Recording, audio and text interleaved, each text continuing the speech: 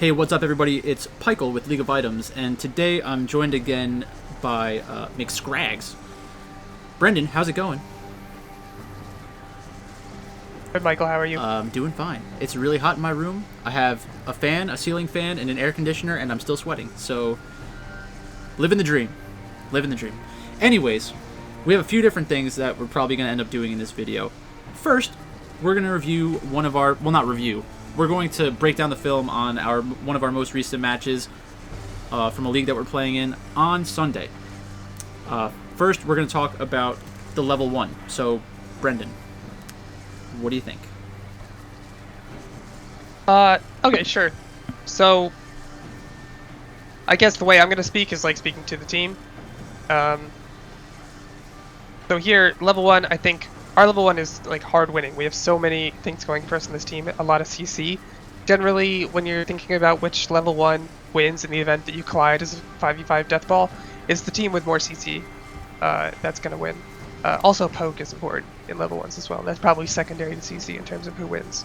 But in this case, it's pretty highly favored for us, I think.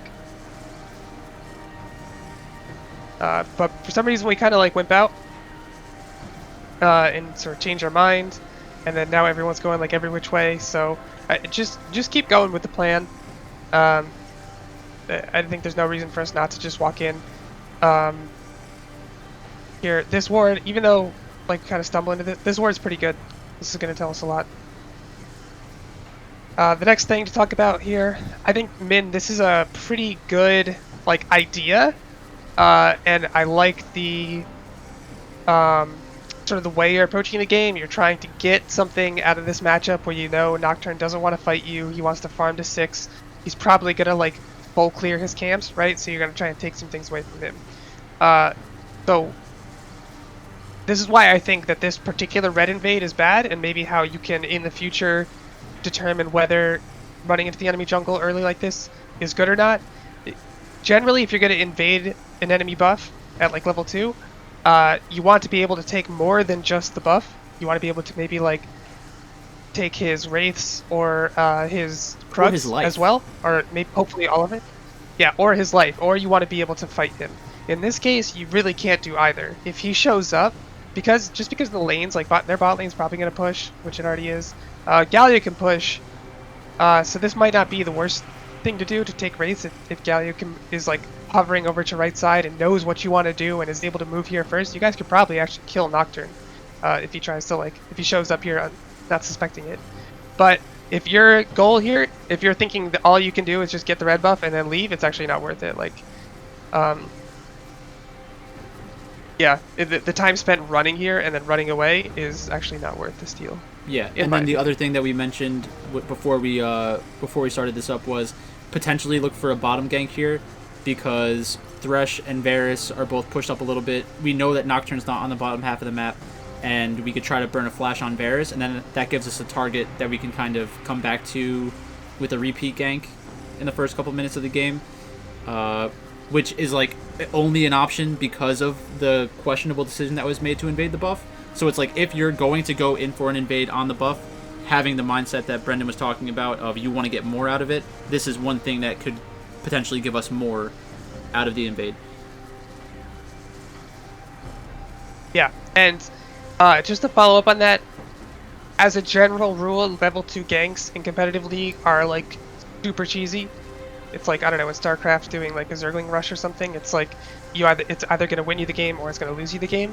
So you want to make sure it's 100%, because versus a competent jungler, as soon as you show up bot and then seeing that you have his red buff, he's just going to go and take your whole top side of the jungle. There's nothing really our Galio or Camille can do about it if you show up bot. So even if you get flash bot, if you lose your whole top side jungle to a Nocturne, probably not worth it.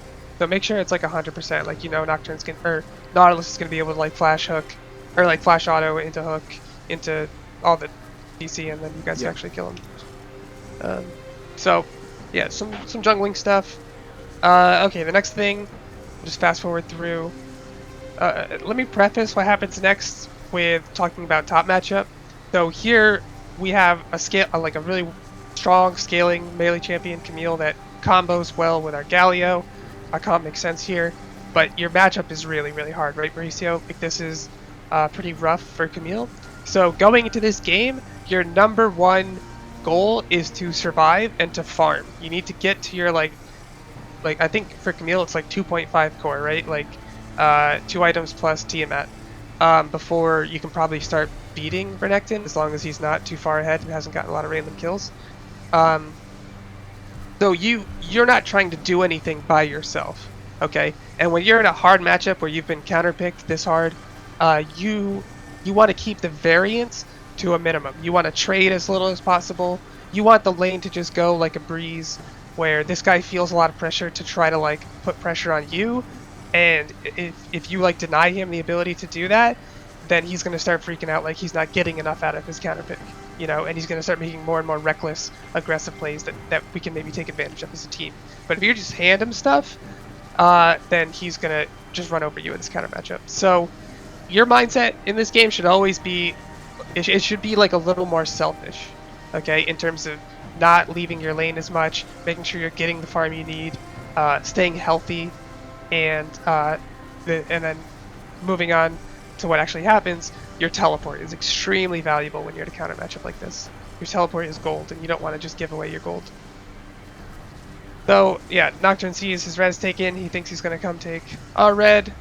Thankfully we get it, but he's going to fight. So already in this situation, we've basically won. We got the red buff. Poppy's going to get out. Poppy still has flash. Poppy probably doesn't even need to flash here to potentially get away. And bonus, Renekton teleported to this situation, even though, like, I mean, like, Poppy's already basically out. So his ability to do anything here is pretty limited. So he wasted his teleport in a matchup where he needs to keep the pressure on. And now Camille's going to have teleport advantage, which means that if the worst happens and Camille takes a really bad trade, she can teleport back and keep farming. So the situation's already run. It's already won. However, because Galio's here first, we see an opportunity to kill the Nocturne. I think this is fine. We end up going 1-for-1. Maybe Poppy doesn't need to like greed for the kill there. Nocturne probably will flash and maybe get out. But like I said, the situation's already won really hard. And this, I like the idea, Mauricio.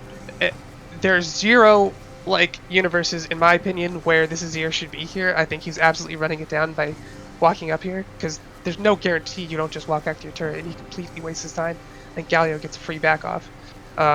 But he's here, so whatever. But even still, I think you probably lose this trade anyway. And like I said, in a hard matchup where you've been counterpicked, you want as little variance as possible. Don't give him the opportunity to win a trade, right? I think, you know, maybe in other matchups as Camille, if you have a chance to sort of jump on someone from bush here and then just walk away, that's good. But yeah, just lesson learned, right? Versus Renekton, probably not the best idea. And then Azir being there is just kind of like kicking you while you're down. But whatever, this is great for your Galio. Like, this is really good for Galio. Yep. Anything you want to say here, Mike? I think you kind of covered it. So the next point was, yeah, Min going for Scuttle. So if you can pause it right here. Basically, what we know is that their bot lane has priority and can move. So for those of you who don't understand, priority means the lane has the ability to move first if there's some kind of like contested objective in the neutral spaces, so like the river or one of the jungles. And Min goes for Scuttle Crab, which on its own, like, that's not a crazy decision to go after a Scuttle. But when you know that your bot lane can't respond first, even if, yeah, I mean, that's really all you have to say. If your bot lane can't move first, then you're kind of just asking for trouble. We make it up towards Galio first, so now you feel like it's 2-on-1. But again, we don't have our bot lane, and their bot lane's off the map. And if you play it out, we kind of like turn back into it and die. So. Yeah. So just to back up a bit, what should you do instead, Min? Obviously, this is not a great situation because Camille took this really difficult trade. There's 2 top. You probably can't go for top crab because of the situation with bot prio here. Just looking at our vision. They're about to finish pushing this wave in. Probably can't go for bot crab. If this bot lane is competent, they're going to walk up and zone you off the bot crab. And the fact that Nocturne is there too means you basically almost die. Okay, also, Galio, yeah, Galio still needs the back here. So he's not going to be able to help you. Like, if he's forced to help you at some skirmish and bot crab, then the whole advantage we got from Azir, like, randomly running it down and walking top, turns into nothing because he doesn't get to get his back off and get back to lane and Yeah. get his advantage. So that Or yeah. So next time if you can't get out of the crab, it sucks, but you have to deal with it, and you just got to go yeah. back to your other So the camps. two other options that I would say, if you want to pause it again real quick, since we knew, or we could have known based off of what we actually saw with like our players' eyes in this, we knew that we had our top camps available, and we only had one camp bot side, and we knew that Camille's wave was going to be pushing towards the Renekton's tower. So even clearing wraiths into golems, into helping shove out top, or looking to see if top scuttle's available or something like that, that's one viable option to go here. If you are set on going bottom, I would say you could even theoretically look for a gank in the bot lane. We didn't have any good TP spots for Galio or Camille, so that's probably not as good of an option as the first one. But either way, you kind of have to reset, start getting gold. Galio has to back, bot lane's missing, so it's just pretty tough to go after Scuttle there. Yeah, and so here we see Galio is like forced to walk over and help, and what the advantage we want here, and Lance, this is for you as well, because of Azir walking top for whatever reason, you got to push out your wave, and he's gonna have to TP back to farm this wave, right? If you had already been recalling here, then you'd be able to walk back and save your TP, and that would be your goal. And again, so Renekton would have TP'd, and then Azir would have had to TP because they made stupid plays. We got the 3 buff, and Poppy could have potentially just gotten out there, and then we'd have Camille and Galio TP advantage for just basically doing a dragon, right? If all this had gone without all the kind of like clown fiesta shit that happens here. Number 2, this Camille TP. Obviously, Mauricio, like, you knew instantly that this wasn't going to work because right as you channeled the TP, that's when like their bot lane shows up and you're like, oh yeah, their bot is probably when they're coming, so we can't fight this anyway. Okay? But you should never have even thought to TP here regardless of the bot situation, because you need to save your TP selfishly for top lane here. Because you want to save that TP advantage over Renekton, not so that you can potentially TP to a fight on the bottom side of the map, although if the situation totally just presents itself to you as super juicy, you can, but for yourself, so that if Renekton at level 6 like almost kills you, you're able to TP back to lane and keep farming and not lose too much. Every League of Legends game has these timings. That's another place where it's like similar to an RTS like StarCraft, where in sort of the world of theory, one side of the matchup needs to accomplish something, and those timings come and they go in the game at specific points. And if the lane that has the counter pick, like the Renekton in this case, doesn't accomplish what they need to accomplish on those timings, then they're losing the game because you outscale. So, that's what I want you to think. It's like his ability to get something on his level 6 timing versus you is diminished if you hold on to your TP. And the pressure he has there, and that's going to pay dividends. But because of this situation, because of the Tribush thing, because of this TP here, and then other things that happen later, like, you're almost virtually a non-factor in this game. And you're actually an essential part of our team composition, right? So it's important that you stay strong.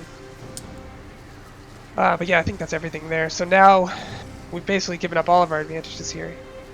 Yep. No, we didn't have to. But that's okay. Like, these are good learning points for sure.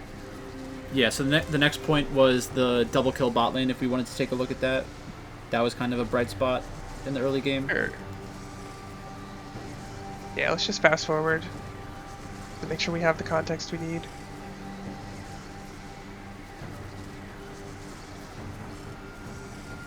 Yeah, this was a good idea, top mid, for sure. Just unfortunately execution was poor. This rejected player is pretty good. He smelled it and he played well. But that was a good look. We're getting to 10 minutes. Or it's like 8:50. Right. So still no dragons have been taken, which is actually pretty good for us considering we're in a losing position. And then now we're looking bot. Yeah, let's actually back up there. So, wait, was Camille level 6 on that death? Yeah. Yeah, okay, so as soon as Camille's level 6, and we know Renekton has no flash here, from... Oh, what is that from anyway?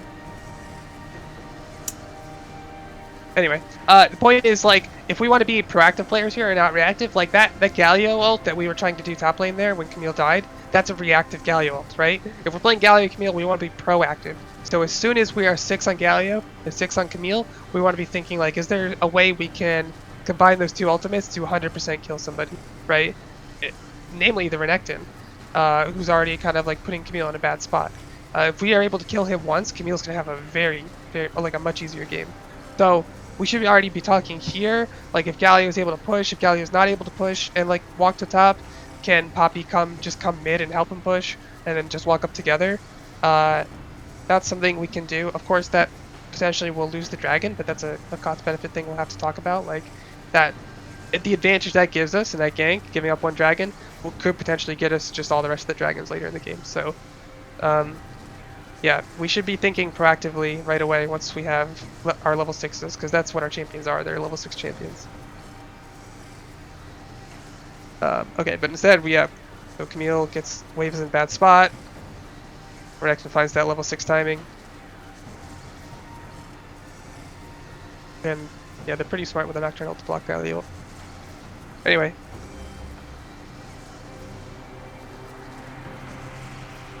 Just as a minor note, this is another thing we kind of did a lot this game, is we didn't think about Azir ult at all.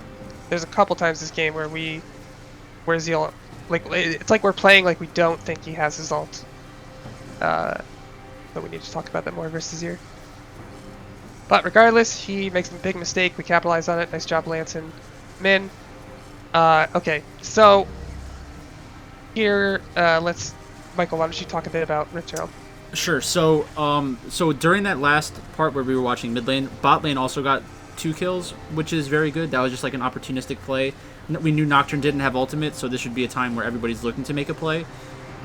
We instead of instantly shifting up to Rift Herald off of that play, we went for a dragon, which I think is also pretty smart. This shouldn't even be available to us getting a dragon at this point in the game, because we were down a little bit.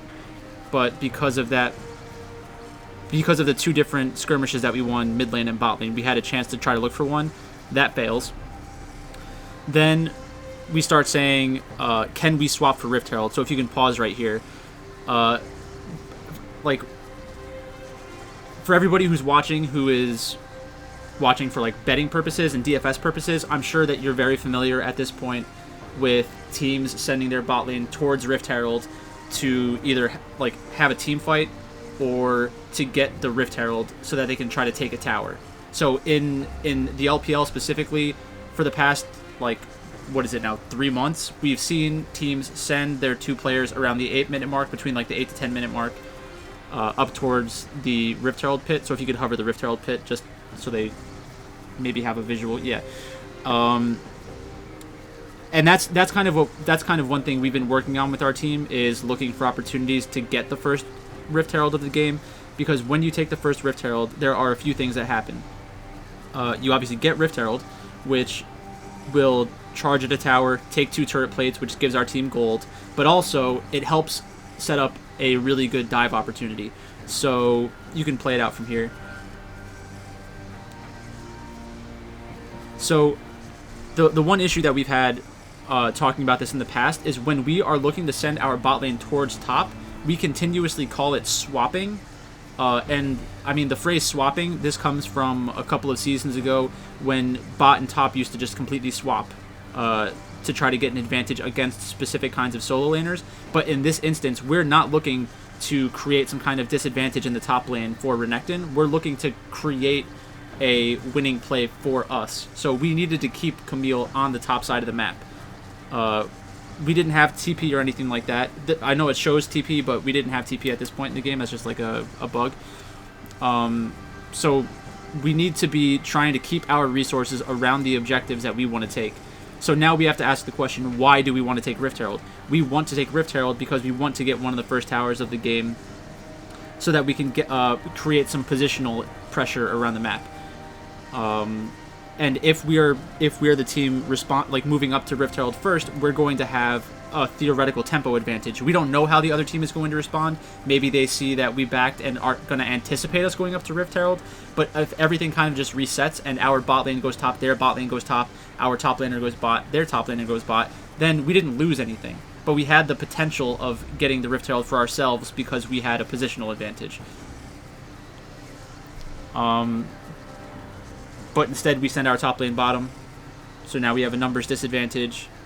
And we lose a fight, lose Rift Herald. So I don't know if you have anything to add about that. I don't know if there's any value in going through the micro stuff in this one.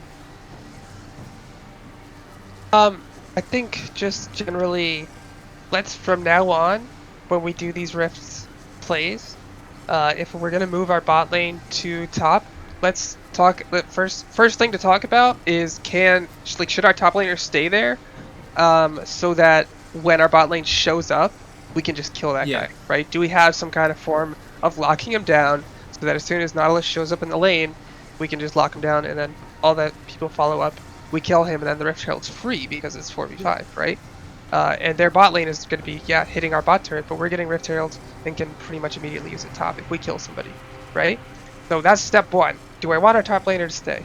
Step two, if no, like if we don't need him to because we have like a really fast tempo, meaning, this is a really slow tempo. Why? Because Ezreal stayed to get one plate because we tried to start the dragon when we shouldn't have. So even though we killed their bot lane and killed their mid, and we're also staying to push out an extra wave mid here, so it's just coming in 3 seconds. Their bot lane's already marching back to lane, right? So by the time we get our recall off, they're gonna have caught this wave, pushed the next wave, and then by the time we get to top turret with our bot lane, they're already gonna be hitting our tower bot. Okay, so we're slow on this play actually because I think we made some poor decisions. But let's say we were a lot faster. Let's say right at this moment is when we kill their bot lane, so we know they're stuck in their base for a while and have to walk back, and then we swap instantly. In those cases, we probably don't need our top laner to stay. Okay, but we're gonna have to learn that through experience. But from now on, first question is, Mauricio, we want to come top for Rift. Can we kill this guy if we just show up in your lane? And the next thing, of course, is that our mid laner, do we need him involved in the play? And our jungler should already be walking towards that situation anyway. Yeah, I didn't think about this before, but them playing the game slow and not taking dragons kind of not forced us, but allowed us to make a bad decision. Because if dragon wasn't even there, we get those 2 kills, we back off instantly, and then we get Rift Herald basically. So that's unlucky. But yeah. Rift Herald, that fight goes pretty bad. We lose 3, and we also lose dragon off of that. But again, I don't know if there's really much to talk about from the micro perspective. I think we've gotten a lot of value out of the points we brought up for the swap itself, because that's the kind of thing we can bring to a future game. Yeah, the only micro thing here is Jeff, we just need you... we need you thinking about the fact that Renekton is still here. And he's not just gonna, when they see you, and they see that our bot lane is top, he's not just gonna recall, right? He's gonna be staying top. And if you walk in here by yourself, even though, mid is pushed against us, Gallia needs time to push that out, Ezreal's still walking back, the top is pushed against us. If you're down here alone, or even with Poppy, we're gonna be in a bad situation. And Mauricio, here, your responsibility, now that we've, actually swapped in your bot lane, we were so slow on this swap that their bot lane, by the time Ezreal gets to top, their bot lane's already halfway up towards mid, meaning that we don't even have any advantage on taking this rift. And if anything, because we don't have TP on Camille, this is now a 4v5 that's about to happen to us very quickly. Okay, so we need to get the hell out of there. Our swap has already failed, so we're just going to basically go back to lane phase and try to make sure they don't use Renekton being here now to get the Herald themselves, okay? But we're just not, right now we're in the mindset where if our bot lane swaps to Rift Herald, that means we get to do whatever we want on the top of the map, and like we're automatically stronger. But we're you know, there's more finesse in it than that, and we need to be talking to each other here. There's a lot of responsibilities. Lance can talk about Azir, Ezreal, and Nautilus. You guys can talk about Renekton, and Mauricio, you can talk about where their bot lane is going, and that will help us hopefully put those variables together to make better decisions in the future. Yeah. All right, let's move on from that.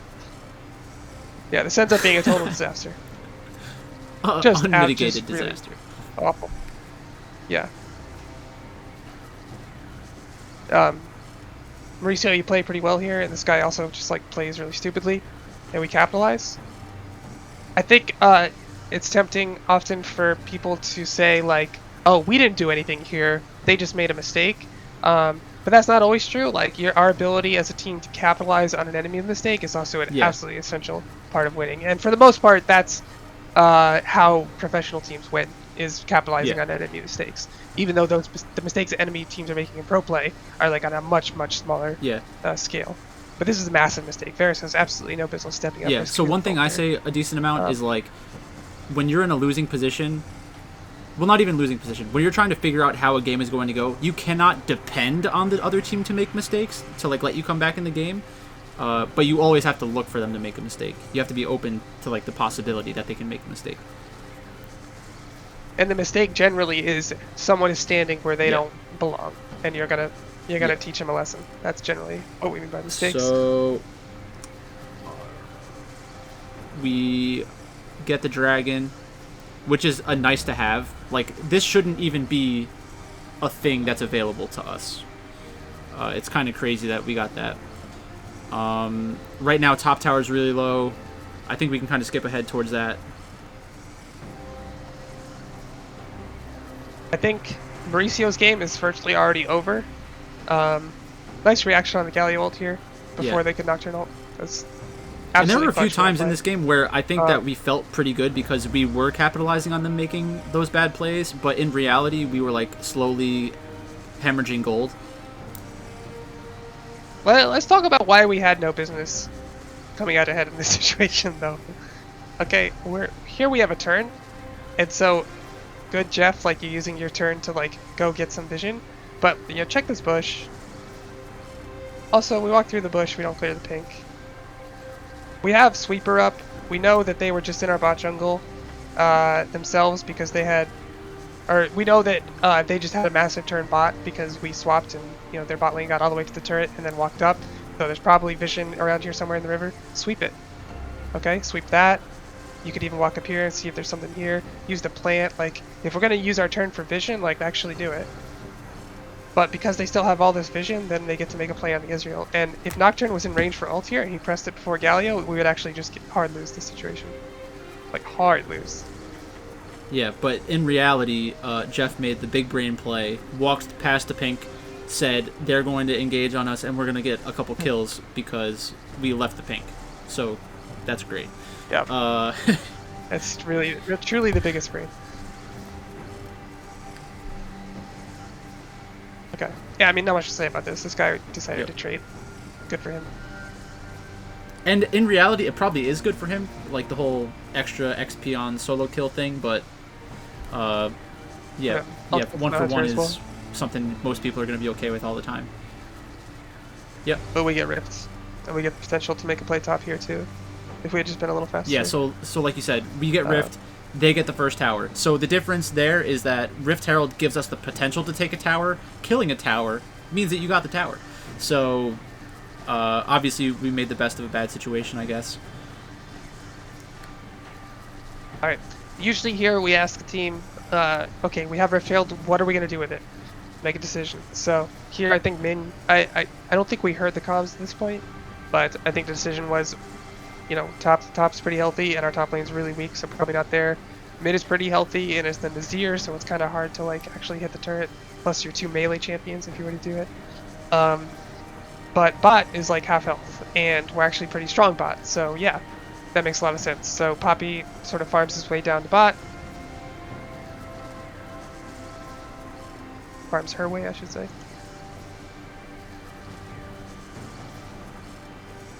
skipping a lot of stuff just to get that rift down ASAP. I think this is fine.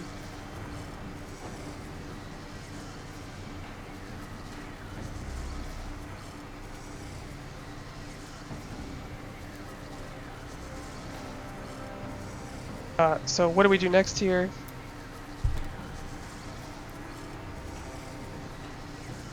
Okay, so in my opinion, if Poppy's calling that she wants to come down and use Rift Bot, and we're basically pushing this for free, it appears that Thresh is missing. Actually, we see Thresh mid. Okay, Jeff, walk in. Just get like be aggressive. Just walk in. You don't need to hit this turret or like step up here unless you're looking to just like kill the Varus fast. But I don't know. I don't think you guys can do that. So go get some vision and join up with Poppy. Let the Ezreal sort of look for poke here by himself. Like sweep this. Get some wards down here. If we want to drop this Rift Herald, we want vision to see who's coming to try to defend, so we know if we need to leave or not, or if we want to fight. And then especially on when so let's fast forward here. When we go for the second charge, Jeff, there's no reason for you to be like, one, helping to push this wave. Well, I mean, I guess that's fine, but join up with Poppy, get some vision. Let's talk about the fact that Renekton hasn't been on the map in a while. Let's talk about the fact that Camille's dead. We probably didn't time his ear TP. Maybe we did. Let's talk about Nocturne ult, what Nocturne is doing, and let's get some vision so we can get the second charge and see if we're going to keep pushing. Because Azir is hitting this top turret, so we have numbers bot, potentially, and Galio ult coming up. So we need to just find out where Renekton is, and then know if we can just like keep basically base racing them, right, with the Rift Herald. And yeah, but instead, like, walking up and hitting that turret puts you in such a vulnerable position. Like, you should 100% die here. But they let you walk away. Which is actually probably the funniest part of the night. We were watching this and we were just freaking out with the fact that he actually lived. So what I would say is, just for like a more general point, again, we talk a lot about the importance of getting first tower because it's difficult to turn a tower disadvantage around just because there's so much additional pressure on the map. So I think it is a very good thing that we were able to do that with Rift Herald, getting Rift Herald. So that is a positive to come out of the situation. If we didn't get a tower out of that very fast, it's going to be a pretty tough situation. Yeah. And then after we do this, like, in our minds, like, okay, so this is one of the situations where the result ends up being really good, but we can't, like, focus on that. Okay, the result should have been bad here. It should have been. After we get out alive here, what's the next objective? We know it's Dragon. It's coming up pretty soon. Like, we can't see the timers in the replay client for whatever reason, but it's about a minute away at this point. So we want to be resetting. We need to reset. You need to get your wards refreshed, get some more pinks, and then get back to this Dragon ASAP so that we're ready to contest it. Because we already have one. We want to keep the Dragon train rolling. Yep. But instead, like, the guy actually runs it down, so we just get the Dragon anyway. But it shouldn't have happened this way. Yeah. This is again a place where we didn't think about a zero. Poppy flashes forward. Galio ults Poppy when they're just walking away. That's not how we want that to go. We want Galio ult layered on the Camille ult. We gotta use our combos intelligently. But yeah, because of all that Clown Fiesta nonsense, we get another Dragon. Alright, I have 2 more points that I want to make, Michael. I think before your next point. Okay, so... Oh no, I think you wanted to talk about something here, right?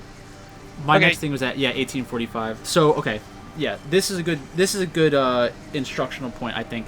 So one thing that Brendan and I talk about a decent amount is the cost-benefit analysis of making a play. Like, we're spending our resources to make a play. What are we trying to accomplish in terms of gold, positional advantage, those kinds of things? So right now, we just took mid tower. If you take a look at the minimap, that means we have 2 of our tier 1 towers left. They only have 1 of their tier 1 towers left. Our bot tower is very low, so the chances of us holding on to that for the long term is pretty low.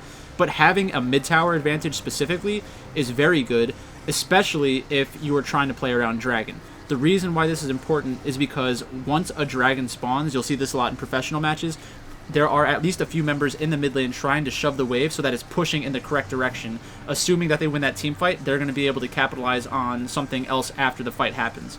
So instead of thinking to ourselves, now we have a positional advantage, let's try to control mid lane, control bot lane, and just like save some time until the next dragon, where we should theoretically be just as strong, if not stronger than them, assuming we play correctly. Like, we were down a decent amount of gold at one point, and we've kind of clawed our way back into the game. But I think part of it is we were feeling good about the plays that we were making, and we wanted to make another play. So now we send 5... Well, it starts off as sending 4 players top lane to try to get a kill onto Azir. The best case scenario, let's say Azir was like fed out of his mind. We are denying him some gold by killing him. We're getting between like 300 to 500 or 300 to 600 gold, depending on the amount of assist gold and bounty gold that's involved. But, as you'll see if you want to play it, we give up mid priority, and making this play costs us mid tower. So if I told you before you sent everybody top that we will get 1 kill onto Azir, and we will lose mid tower, if I asked any of our players, would you make that trade? Every single one of them would say no. But just something about the moment made them want to go for a kill top lane. We got the kill, but we lost a decent amount out of it. So it's always, whenever you're trying to make a play in the game or thinking about which objective we want to take next, you have to think, like, what are we gaining from this and what can we potentially lose from this?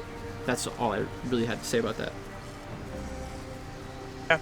I do think, just to follow up, I think that the instinct here was correct. We're in basically 1-3-1 now. We got the first push on mid, and then this guy is like super overextended, so we're like, oh, let's go kill him. Good. Instinct is right, but do we really need 5 people for that? And what are we giving up for it? And how much time do we have to do that? And this goes back to more advanced stuff like the concept of turns, which we've talked about before. You guys got a lot of priority here on this wave. So now you have a big turn, right? Because they weren't even here to contest the wave. So now you have a big turn. You can use that turn to either collapse on Azir, or you can use it to kill this turret. And I think you made the right choice and killed the turret. But now they're going to push this wave back. The next wave is on its way.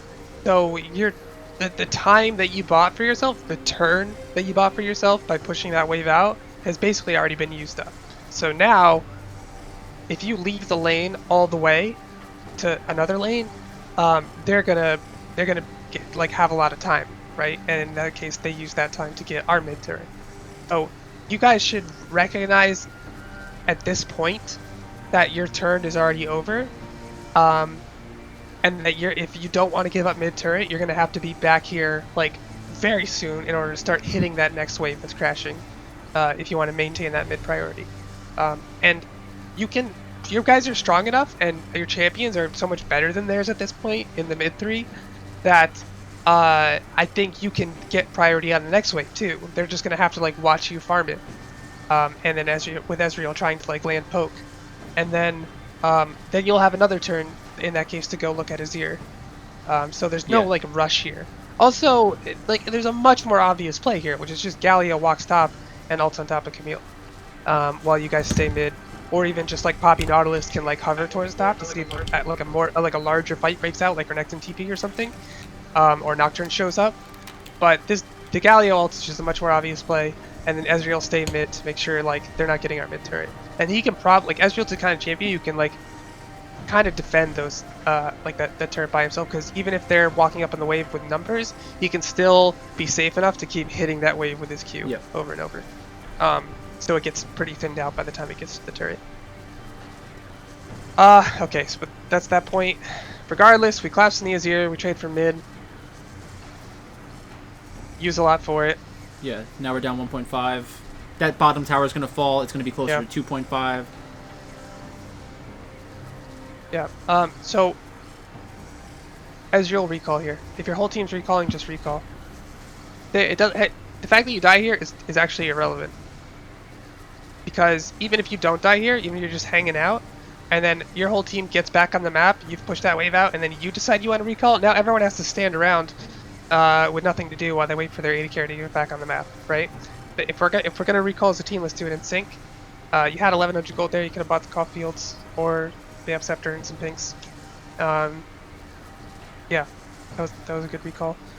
We messed up recalls a lot this game. That's something we still need to work on for sure.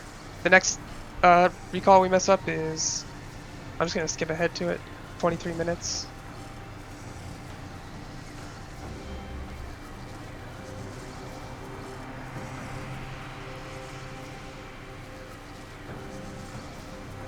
Yeah, just some absolute fiesta nonsense going on that we just win for some reason.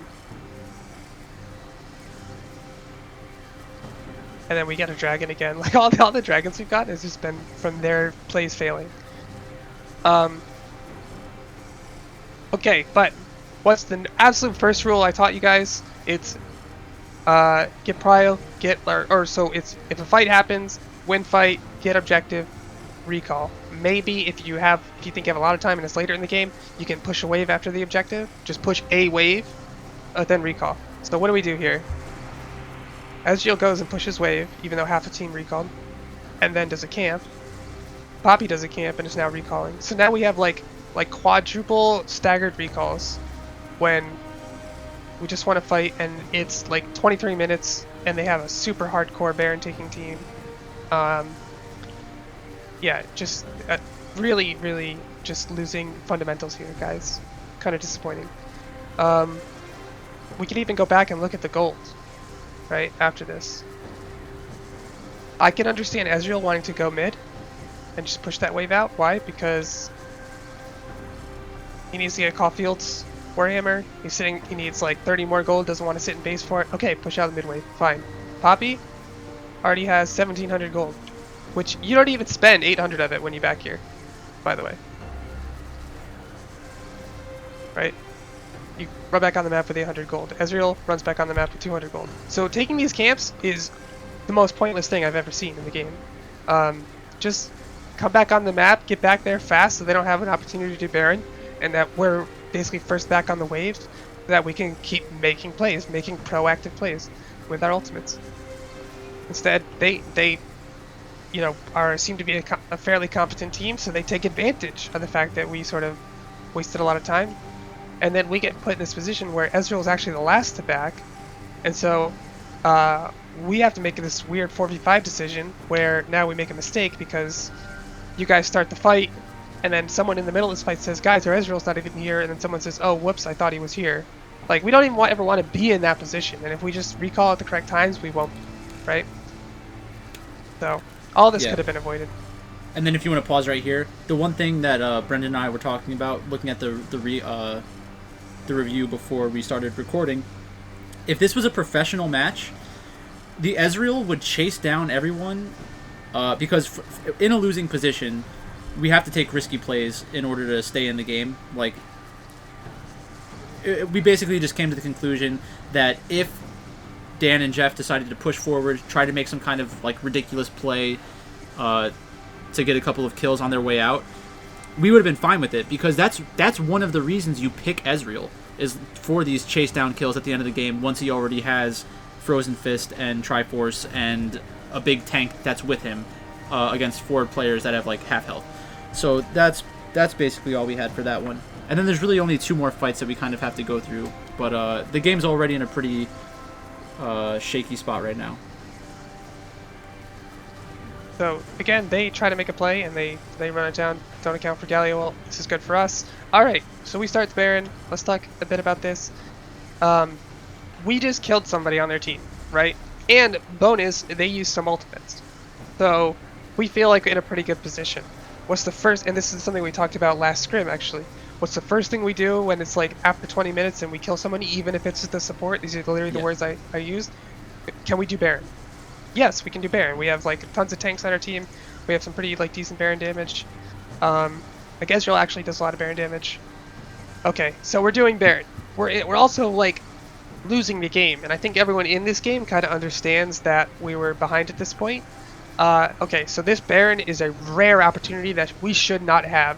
They made a huge mistake trying to fight us in a bad time. It gave us this opportunity. So everything we have needs to go in capitalizing this. So this is where we don't give a shit about bot tier 2 turret. We don't give a shit about bot inhibitor. Okay, Camille needs to be sprinting to this Baron to help secure it. That's point number one. Point number two is when we're in this situation, okay, they're already here. They have a decent amount of poke. They have, they're stronger. Let's see. Nocturne is higher level, so his smite is actually higher. There's a lot of reasons, which I get it, like when you're in this situation in a tournament game, it's hard to like take account for all these things in the few seconds you have at this moment to make a decision.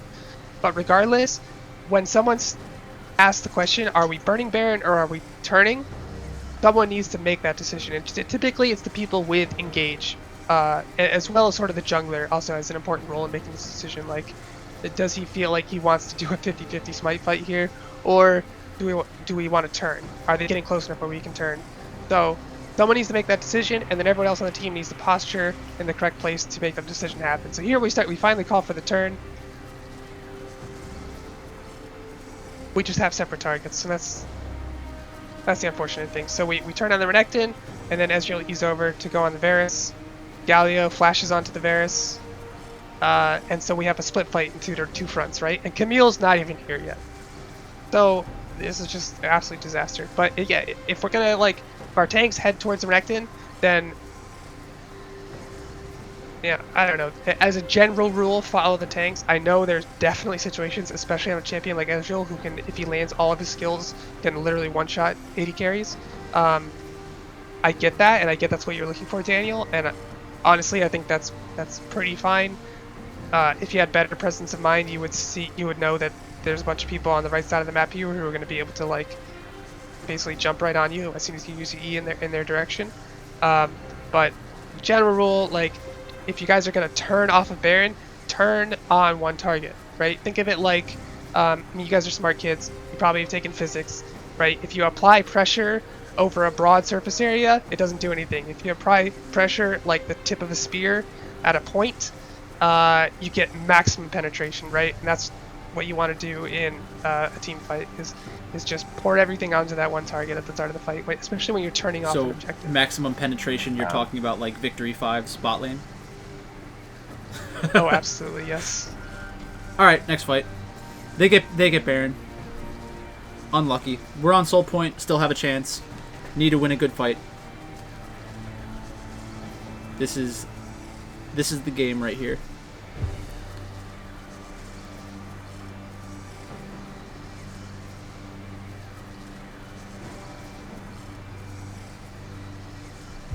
Alright, this was encouraging to me, even though we lost the fight. I think the fundamentals were actually here. They weren't here at the start. We still did the thing where we were wandering around with our heads cut off at the side of the jungle saying oh, what do we do? We can't walk in. But then finally Min took control and said, let's go mid. And just push mid and force them to make a decision if they want to trade mid pressure for the dragon. And then also we'll have a much broader choke here to sort of walk down and look for fight. So we do. We decide we want to look for fight, because I think Mauricio is calling for it here because he has kind of a flank position, which is pretty good. And we start the fight. I honestly think this is all good up to this point. The Nocturne ult just screws us. If we get this Camille engage on their backline and actually land it and then pile the Galio ult on top of it on one of their carries like a Zero Varus, I think this is a super winnable fight. But because of the Nocturne ult, Camille misses E, doesn't get to do anything, is feared instantly. The Galio ult basically doesn't do that much.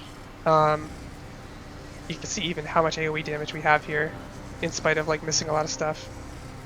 Yep. We almost won the fight, and the steps leading up to the fight were good. They had first setup on the dragon, so we had to do this problem solving. We're oh shit, how do we get into a position where we can contest this since they have all the setup? Oh yeah, we go mid and then walk down in the broad choke, and then we fight fast. So the steps were good and they were there. This was an encouraging point, and then we lost the fight. Yep. Anything you want to say, Michael? I think you covered that. Alright, yeah, at this point, wait a couple plays here. This is here. They're just being cocky, right? This is yours. too cocky for sure. I think we kill some more people, but then they win the last fight. We don't even have to watch it. I think that's the end of the review. There's a lot to go over this game. Um, some basic points.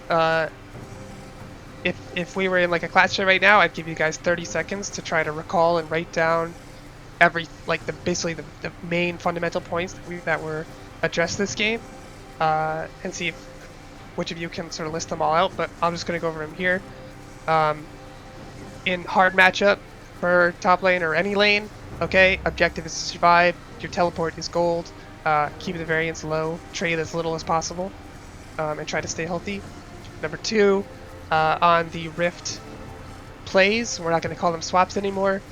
On the Rift plays, first question we always ask, does our top laner need to stay? Yes or no? And you guys understand the sort of different variables that lead into the yes or no in that decision. Number 3. Well, can we talk about that for just expand on that for 1 second? So it's not like, is the top laner 100% necessary? It's not like a challenge. It's not like, can you think of some kind of possible situation where we don't need our top laner to be here? It's like, if they play it correctly, will our top laner need to be here for the Rift Herald? That's kind of the question. That's the overarching question, and then you take all the variables into consideration, and then come to some kind of conclusion. But continue. Yeah. Yeah, other things we talked about, using turns from mid. You know, make sure you don't overuse your turn, right? When we took the mid turret and then collapsed on the Azir, we ended up giving up our own mid turret, right? Understand that we had already used our turn at that point, and we had to be on top of that next wave that's coming. What else? When we have push bot lane and our jungler's down there with us, go get the vision, okay? Just go get it. Just you, Poppy and Nautilus, just hold each other's hand, and go get some vision. We had very little forward vision in both games this tournament, so it's something I think we're getting kind of lax on, even though sometimes we do it very well. Other things we talked about, obviously like turn or burn on the Baron, and then the recalling stuff, right? Win fight, take objective, maybe push waves depending on situations, and then recall. Just recall. And recall together, okay? Let's all get back on the map at the same time, so we can like make a play together, and no one has to kind of like wait around for the one guy who decided to farm race or Krugs or whatever. Okay? I think that's it. If we can keep working on those things and get them really honed, we become like 100% stronger as a team.